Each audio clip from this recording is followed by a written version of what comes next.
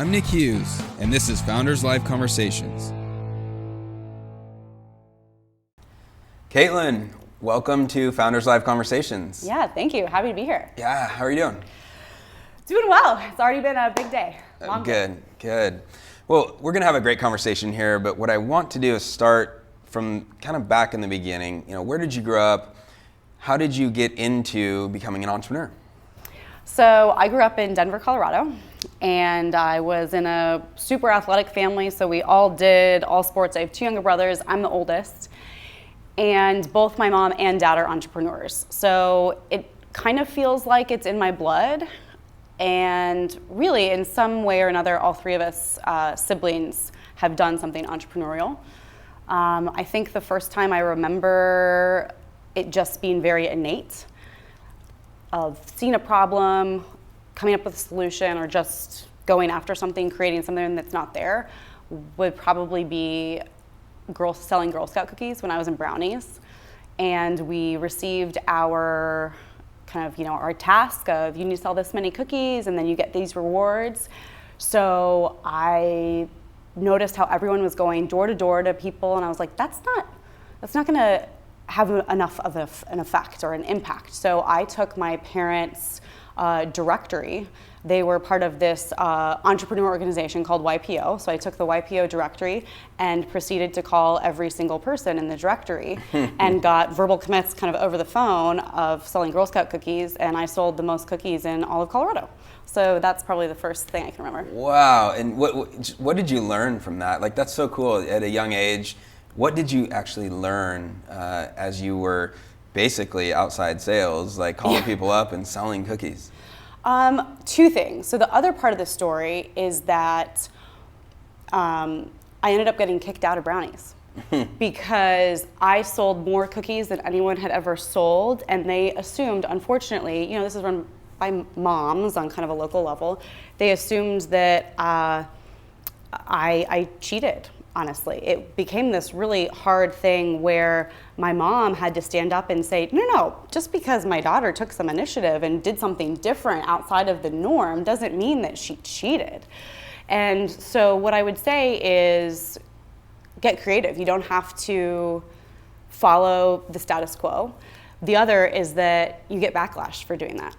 Right. So it was a good lesson in, especially at a young age, struggling with, oh my gosh, I'm in trouble for something, but I don't really understand why, and getting to the conclusion of that's okay. I'm not supposed to be part of that. Maybe that's not where I align, because they can't see the big picture like I can. Right.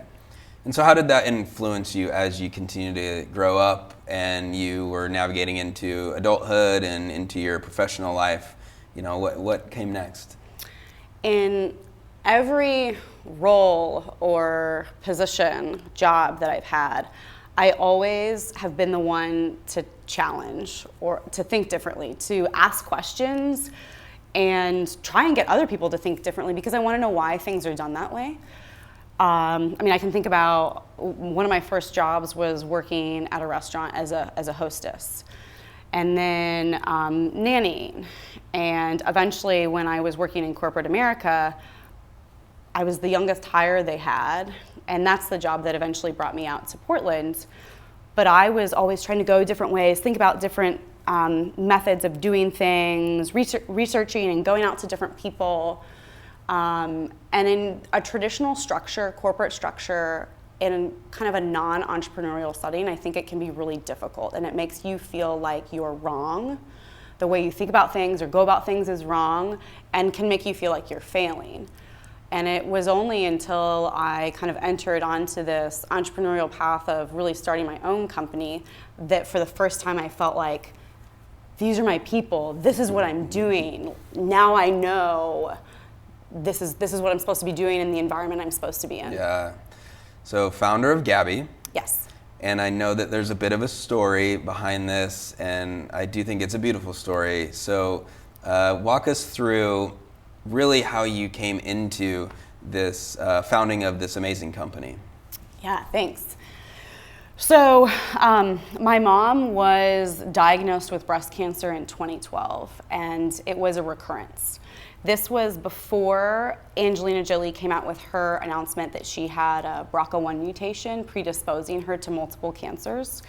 And she made an announcement in 2013 that she had prophylactic surgeries removing her breasts and ovaries. Well, so this is before that, and basically she had to get screening after screening because they couldn't find something. They didn't know what it was. And when they finally did a biopsy, which confirmed that there was breast cancer, and a CT scan, we met with her oncologist to kind of find out what the game plan was, and she told her it's everywhere. And it was only then that she was diagnosed with this BRCA1 mutation. And had she been tested for that earlier, when she already met very predetermined guidelines, something could have been done, much like Angelina Jolie, that would have prevented her getting breast cancer and ultimately her death. So when she was diagnosed, I dropped out of my senior year of college with 1 month left. I became her full-time caregiver. And from that diagnosis, she was gone 7 months later. So this mutation that she had is genetic, and I eventually went to get tested. I'm 22 at the time, and the physician said I was too young, that it wasn't going to impact how she took care of me. And I had to fight, not really knowing, not having the expertise that I do now of, hey, but I like this, or, but I think there's something wrong, and finally I ended up telling her, listen, lady, my mom's on her deathbed. I'm not leaving here until you test me. And I ended up being positive as well. Wow. And then after my mom passed, as I'm starting to get to know my body and realizing really the enormity of that diagnosis, I realized that I had 2 lumps in my breasts. So I went to a different physician to have her palpate them, and she said, it doesn't look or feel like breast cancer, plus you're so young, there's no way it is. And again, now I had to fight to go and get these certain diagnostics. And eventually, after an MRI, a mammogram, and an ultrasound, they did a biopsy, and it found a lump that was precancerous. And for someone who has a mutation like I do, it's typically, we need to get this into surgery, see how, what the extent of this is, and remove it. But instead, they looked at my age and that result and said, oh, it's just dense breast tissue or a false positive.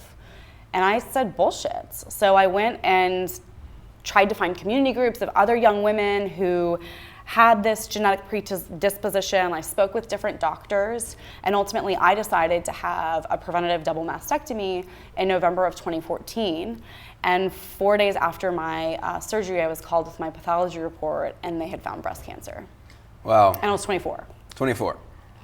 Yeah. Wow. And that's really what then moved me into healthcare. I was like, oh my gosh, I don't want what happened to my mom and what happened to me to happen to other women. So I worked for a nonprofit as a national speaker, and then was recruited to the #1 genetic testing company in the world to be a national speaker for them. They eventually moved me into a clinical role where I was working directly with physicians and health systems, and that's what moved me out to Portland. And that's when I realized what I was doing wasn't having enough impact. I wanted more. And I just started talking with women, asking them questions. They inevitably would hear my story and share, I've always been really concerned about my breasts or my ovaries or cervical cancer risk because my mom or my grandmother or sister had this at whatever age. And I asked my doctor, but they told me too that I'm too young or I don't have an increased risk. And I found myself over and over again saying, that's wrong. And then trying to connect them to different resources so that they could find accurate information and get what they needed. And that is when I realized, okay, there's something here and I want to fix it. I want to figure out what it is exactly, what the problem is, and then how to solve it. So I spent about 12 months. Well, first I quit my corporate job, quickly realized I needed to pay for living, started contracting, and did about 12 months of research, just talking with any woman who would hear me out and connect me to someone else, focus groups, surveys, etc., and then formed Gabbi. Wow, that's a story. That's a story. So many thoughts and emotions and things that directions we can go here. But first, why the name Gabbi? So my mom's name is Lisa Gabrielle Clark. And I've always loved the name Gabrielle, but one of the things that, in looking back and realizing how many similarities my mother and I had, we're both strong, opinionated, outspoken women, and throughout her career, throughout mine, within our family, we were always told that, you know, we were too much or too loud, too opinionated. But I think one of the strongest qualities of both of us is that we share information. So really, Gabby comes from not only my mom's name, but the inherent qualities that I think women possess of gabbing, and kind of taking a spin on that as a positive, because sometimes it's seen as negative, and empowering women to gab about their bodies. Well, and let's go with that for a second, because, you know, and we're going to dive into the specifics of what you're building, but part of it is you're actually encouraging people to talk about their health, to investigate about their health, to talk with others. And I think part of the problem with our society in this direction, and, you know, to bring a personal story into this for me, you know, my father was diagnosed 3+ years ago of cancer, and he died in last October, 2019. And that was tough. And he was a type of person that just did not want to burden us with negative details. Sure. So he would not talk about things. Right. And yet, in the end, that actually is the worst thing to do. Right, and that's also kind of indicative of that generation. Very much, very much. And so what you're doing is you're saying, no. Right. We need to talk about it. We need to investigate it. You need, and now let's go into, you're encouraging people to take ownership of their health. So talk about that for a second, because that's an issue right now. Right. So when I really realized that, well, so after all that research, I realized what the problem was specifically for women was that they didn't know their bodies. They didn't know what was going on with their breasts and their vaginas, and that's what leads to a delay in diagnosis and an increase in disease incidence.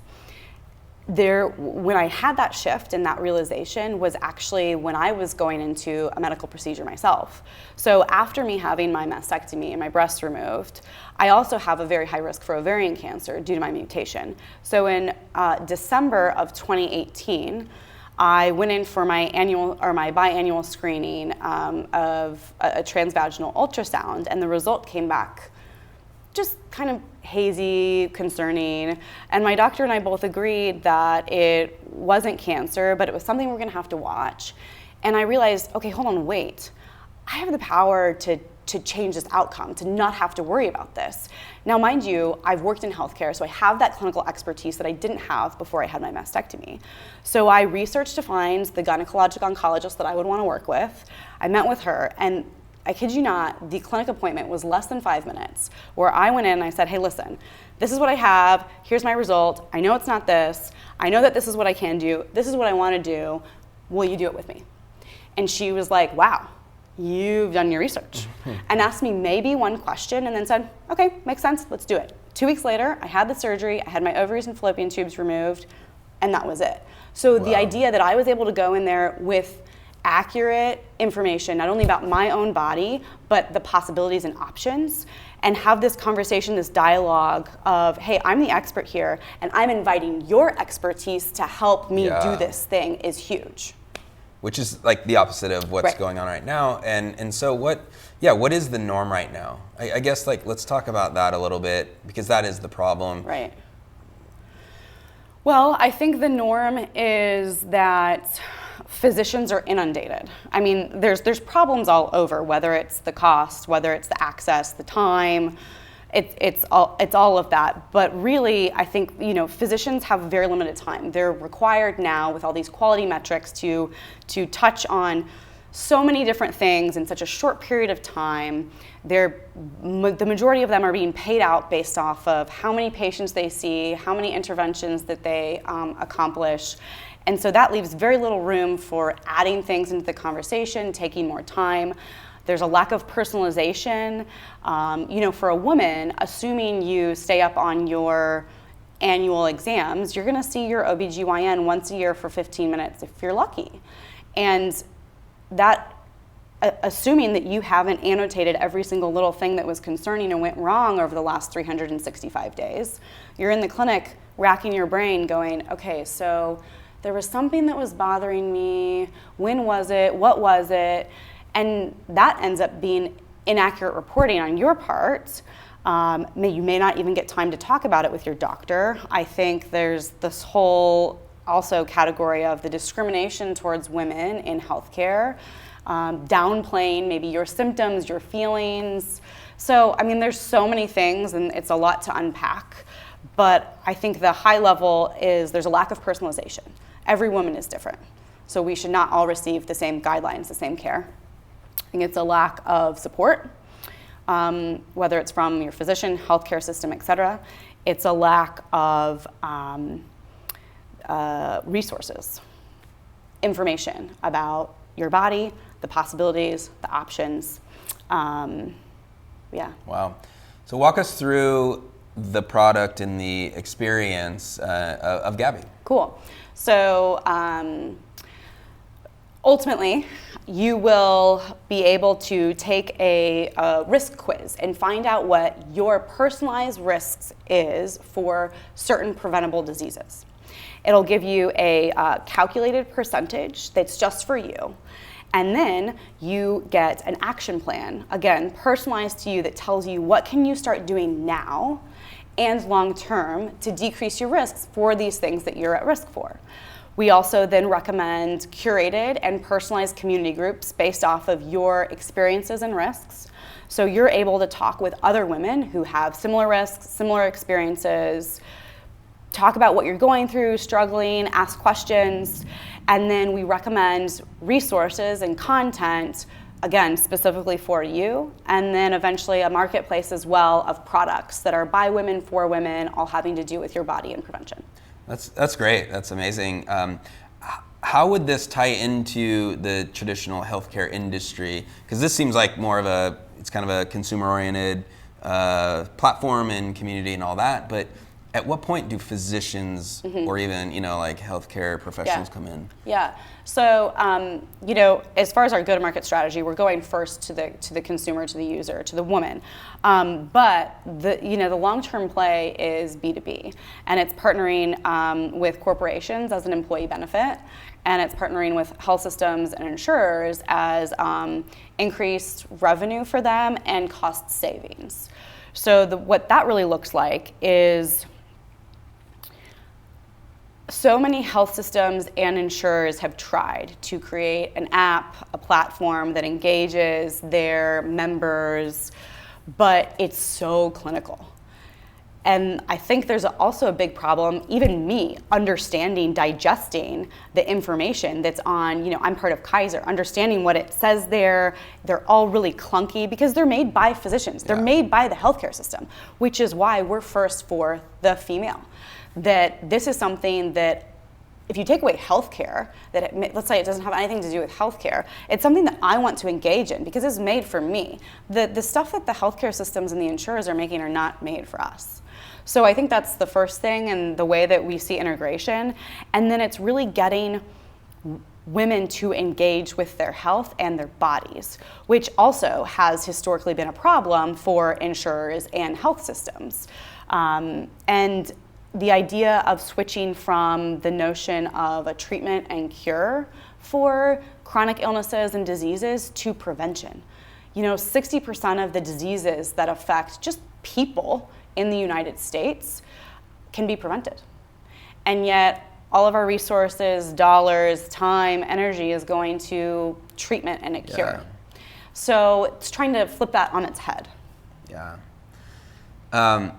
I want to transition a little bit more to your founder experience and the entrepreneurial journey, because it's an amazing and frustrating and, no, I love it, and I love hearing the stories, and Well, and we're all kind of crazy in some way, right? We are definitely crazy. Right, but we wouldn't have it any other way either. It's the only life to live, in my opinion. But I guess let's start with just your experience as even a female founder.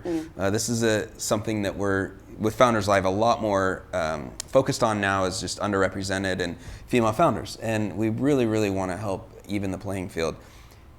Talk about your experience, because we need to know the experience first before we can actually bring resources and help that direction. And solve that problem, right? Yeah.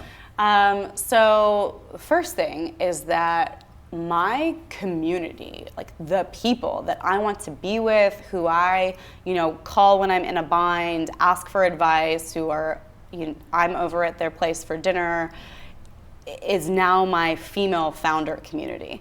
So the most amazing thing is that we've all so much come together and we all want to support each other. I can't even tell you, I meet and get on calls with at least a dozen female founders a week.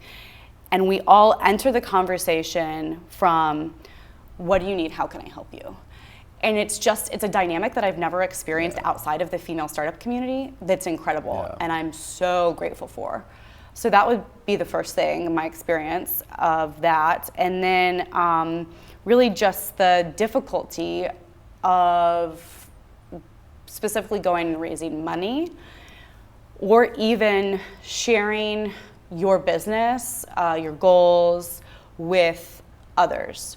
So going and raising capital, and really, I think there's the side of it's going and speaking with men, and then it's even going and speaking with women as you're trying to raise capital and sharing about your company. The questions that I've received are pretty shameless and from men. And then on the other side, I think there's so much talk about women who have resources and means, whether you're a VC or an angel investor or a successful CEO of a company, lifting other women up and other underrepresented founders. And yet they end up asking the most, they want the most detailed. They want to see the most kind of progress. They want more than if I was just a man. So there's like this more expectation coming from women, and then there's unreasonable expectations, I think, coming from men. How can we help? How can men in the industry help? Great question, and thanks for asking that. I think it just comes down to I think being aware of how you see that person in front of you who's talking to you about an idea or a business or capital, a raise. The best example I can give is that I met with someone who is a successful CEO of a company, multiple startups, and is also an investor. And his question was, so you're the CEO of the company? And I was like, yes. And he said, well, have you ever been a CEO before? No. How do you expect people to give you money? How do you expect to build this business if you've never been a CEO before? Whoever asks that question? And so I think it's just going, I'm not looking at someone who has less capability because of their race or gender. You almost have to blind yourself as you're having these conversations to see them. It just really, it comes to our mindset and how we're seeing those other individuals in front of us is less than. Well, a lot of what Founders Live is doing, first it's just, we're being vocal about it. And my perspective on this, as I've dug deeper, and look, it's not just gender, it's race, it's orientation, it's socioeconomic status. Well, and just in geography, I traveled around the world this last year and met a lot of people, and depending on where they lived and what country they're in, there's just this dynamic. And what's most important I found was we just need to talk about it first. We need to call it out. Even in our event up in Seattle, I make it very clear that we will have X amount of number of women on stage every month, presenting alongside the male founders. We have to. There's no other option. Right. And I think just calling out to get to what you were saying is, unfortunately, I think some people don't even realize that they're saying these things. They don't even realize that they're thinking it's the unconscious bias concept. They're literally biased and saying things and not even being aware that they're doing that. Right. And that's what we need to change. And it's changed through conversation, it's topical, it's highlighting it, and it's actually being uncomfortable. 100%. We have to be uncomfortable. I think also, to your point, we have to be talking about it because we don't know what everyone else's experiences are. We don't know if they, their sphere of influence or environment in which they, live is very small, how expanded. We don't know what they know. So talking about it is key. I think the other part of that, in order for that to be successful and really make progress, is creating a safe space where people can share and talk about things. And so people need to be able to feel uncomfortable. They can't be accusatory. I think you need to open up a space where you don't get offended, there's no backlash, there's no hate really, because why would anyone share their experience? And maybe that's one of the reasons it's all kind of just coming out now. Why would someone share their experience if they feel like they're gonna be shunned or criticized or neglected? So it has to be a safe space for people to present things that maybe they are embarrassed to share, and a community to say, oh my gosh, really, thanks for sharing that. This is actually how we feel about this. And so do you find that your founder groups, specifically your female founder groups, are that place to feel comfortable and share that information? Right, yes, I do. And because if we're all willing to talk about things and we're creating a safe space, it allows all of us to be vulnerable and challenge one another.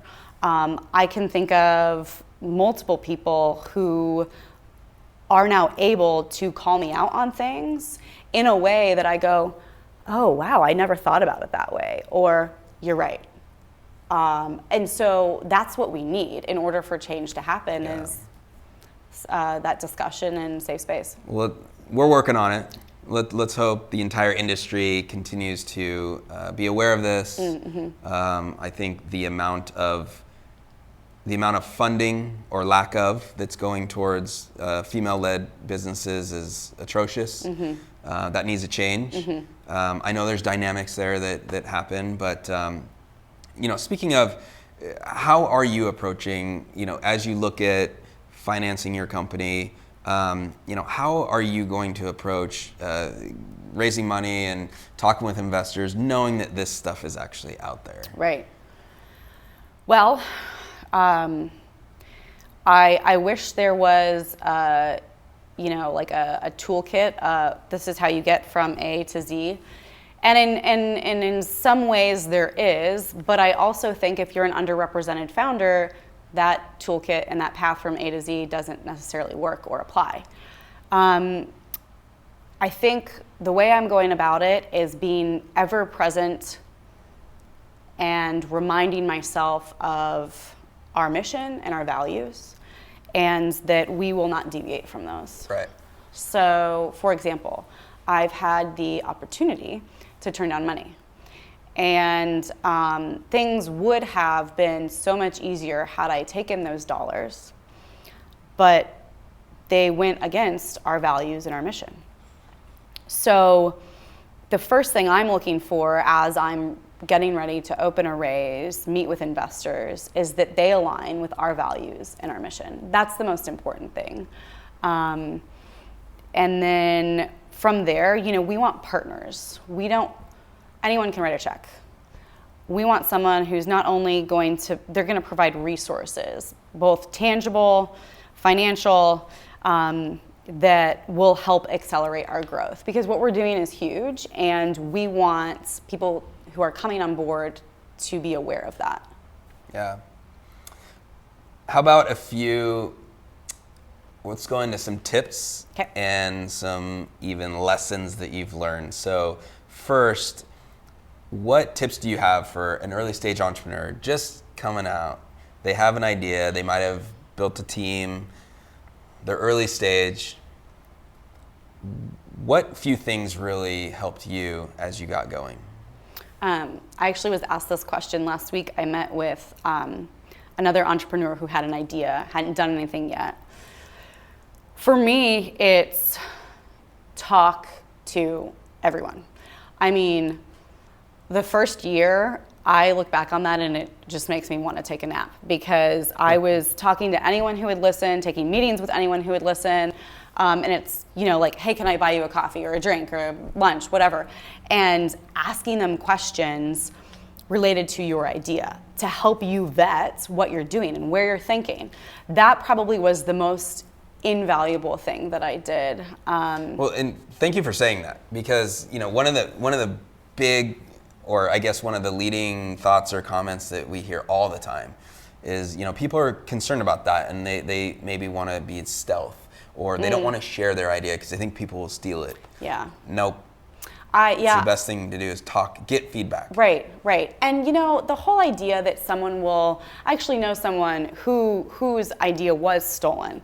But I think the thing that people who go down that path or are afraid of that forgets to think about is that no one can make your idea like you can. Mm-hmm. And so your number one asset is you. Yeah. They can't steal you, and No. An idea is an idea, and it might be something similar might be built, but no, you are. Right. Yeah, and I think, especially if you've never been an entrepreneur before, or this is the first time you're kind of doing it on this scale, you need to get feedback and insight from other people, because you don't know what you don't know. And through that process, you realize, oh my God, I don't know anything. And then very quickly, you're able to parse down, like, okay, I've spoken to these 500 people. They all have very big opinions, but I'm only going to listen to like these 5 who are, now that I've narrowed down my idea, this person's an expert in like medicine, and this person's an expert in marketing. Yeah. And so I'm going to go to that person for marketing advice, not these 25 other people. It's so funny, as we're talking, the thought in my mind actually is like, if you remember Plinko, the Plinko board, it's just like, I forget what show that was on, but they would like take this little, this little ball, and they drop it, and it just starts going down the board, but it's like pinging off of all these like little spokes that stick out. Okay. And I just kind of thinking about it, I'm like, that's the startup story and the journey as a founder. Is it's like Plinko, you're just bouncing off of everyone, and they're gonna like say, oh, you gotta talk to this person. Right. Oh, have you thought about this? And all of a sudden it's like bing, bing, bing, bing, bing. Totally. And that is actually how you discover your company. And Agreed. I would even say this, I was earlier today talking with some people, and I just made a point that I said, look, when Founders Live started, it was one thing. It was like an event. But only by putting it out there and actually just getting things done and talking to people over years, it now has evolved to this massive concept and idea. And only because I talked with people, I shared it, like it evolves. So your idea, when you start, your idea is like this small thing, and you're actually, most founders are like in love with this idea. Right. And it's like, no. It's going to evolve and grow, and only because you share it with people, people give insight, they give feedback, they kind of point you the directions you need to go. Yeah. So that's probably what you experienced too. Totally. I mean, you're really like conceiving and birthing a child. There we go. How about a lesson that you learned, or like, I'm glad I experienced that, but I don't want to do it again. Glad I experienced that, but I don't want to do that again. Like a mistake that you're like, that was a rookie mistake. What was like a rookie mistake for you, do you think? I think there's so many. I'm trying to think of maybe what's the most valuable. I think so many people, because you're talking to so many people, which you need to do, they're also going to tell you what you should do. And you choose whether to listen or not. So the biggest one, I would say, was listening to the traditional Silicon Valley environment, some people down there who consistently were giving me the feedback, if you're not at this full time, there's no way you're gonna grow, there's no way you're gonna raise capital, you're not serious. Therefore, no one's going to be serious about your company. And what they were getting at was, you need to be doing this full time. You can't, have a part-time job or a full-time job. You need to have a team who's also doing it full time. So based off of consistently hearing that, I sold my car. I got rid of my apartment. I quit my contracting job and moved in with a girlfriend for free. And it was the most stressful 3 months of my life. And because I think at the end of the day, what I had to realize was if I'm not good personally, there's no way my company is going to be good. There's no way that's going to grow, especially when you're early on. It's you. So the fact that I didn't have any financial stability, I didn't have a home, I didn't have a safe place to come home to, I didn't have a means of transportation, I was fucking stressed out all the time. And I feel like that those 3 months were just a total wash. So my advice would be twofold. Really figure out who you listen to, the advice that you should be seeking from those specific people. And then the second is the whole notion that you have to be full-time and give up everything in order to slave away at this thing is bullshit. There's a time when you have to make that leap. Yeah. But been there, and there is a time. But yes. You're absolutely right that your personal experience in your place is what it needs to be at the time, and no one should tell you otherwise. Right. But at some point, there is a decision that needs to be Right. made. It's like, okay, I need to go full time on this. Right. It's time. That's a personal decision, and it happens on anyone's own time. But the notion that like you're not going to be successful if you're not, or you're not serious if you're not. Yeah. Agreed. Well, Kaitlin, this has been great. So Gabbi, it's begabbi.com. Yes. Great. And, as I said earlier, look, this is important to me too. The health is the most important thing, and family. And when we go through this, I love what you're doing. Thank you. Keep going. Thank you. And I know you're going to be successful. Thank you. And we're launching end of February, so. All right. Well, good luck. Thank you. Thank you for being on Founders Live Conversations. Thanks.